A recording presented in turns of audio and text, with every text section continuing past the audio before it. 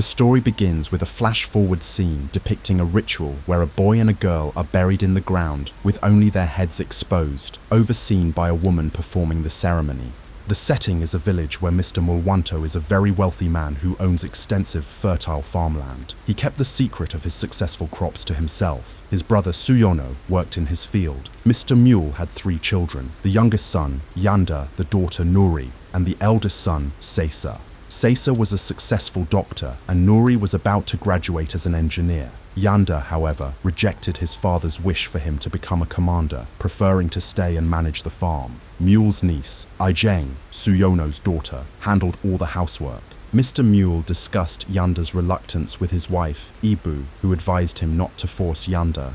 While they were talking, Mule drank coffee and suddenly fell ill, experiencing a severe physical reaction.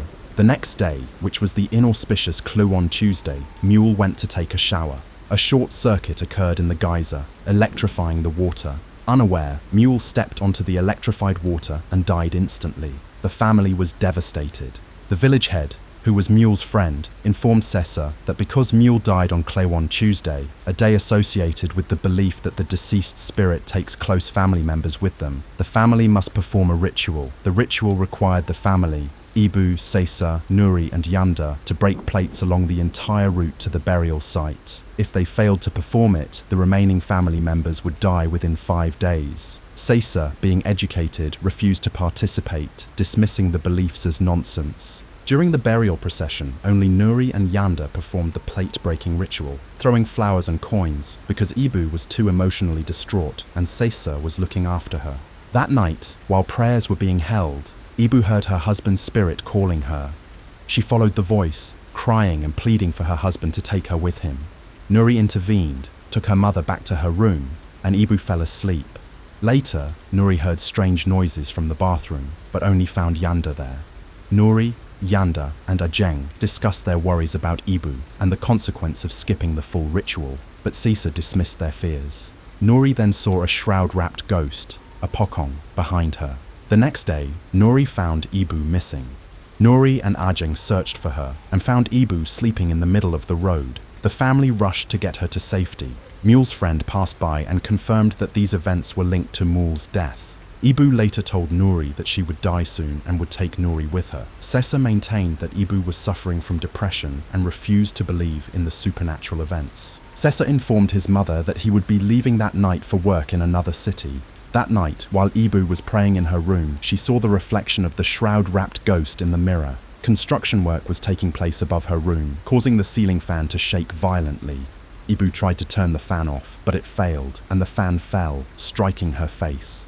The blade severely cut her face, and she died instantly, fulfilling her own prediction. Nuri was heartbroken by the second death in the family.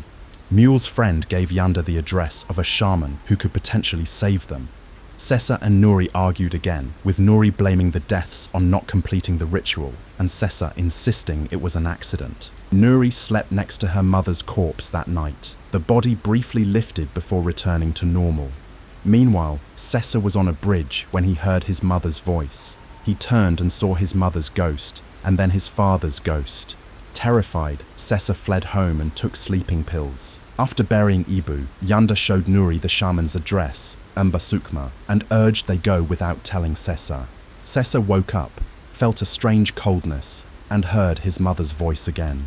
Ijeng told him Nuri and Yanda had left, likely following the village head's advice. Sesa searched under his bed and first found his mother's eye, which then vanished. He then found a small black magic pouch, Pudia. He photographed it and sent the picture to Nuri. Sesa saw his father's corpse outside the window and, driven by curiosity, followed the apparition. Nuri and Yanda arrived at the shaman Mbasukma's house. Ijeng called Nuri, reporting that Sesa was missing. Sesa was searching for his father when his mother's spirit appeared, causing him to flee.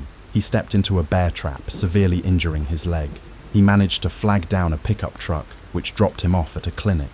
Finding the clinic empty, he lay down on a stretcher. His parents' spirits pushed the stretcher away. Sesa passed out and woke up inside the morgue. The corpses in the morgue came back to life and advanced toward him.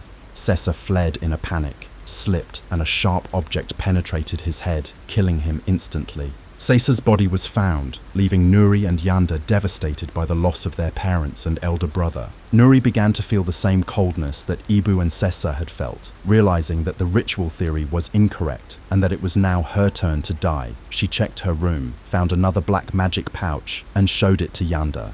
They returned to Emba Sukma, who revealed that their family had been cursed by black magic, causing death to pursue them. Sukma explained that the ghosts were not their parents' spirits, but death taking their form to scare them, and that the deaths occurred through accidents, not direct spectral attack.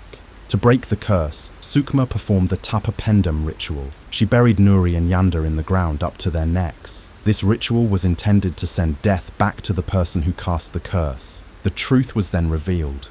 Suyono, Mr. Mulwanto's brother, was responsible for the black magic. A flashback showed that after Suyono's wife died in an accident, Mulwanto offered to help, promising to send Ajeng to college and manage the plantation. However, Mulwanto seized Suyono's land, declared Suyono insane, and made Ajeng work as a horse caretaker instead of sending her to college. Suyono, in anger and betrayal, used black magic to curse Mule's entire family. The curse involved creating pouches containing morgue dirt, which Ajeng placed under the beds of the family members. The Tapa Pendem ritual worked. Death first went to Suyono.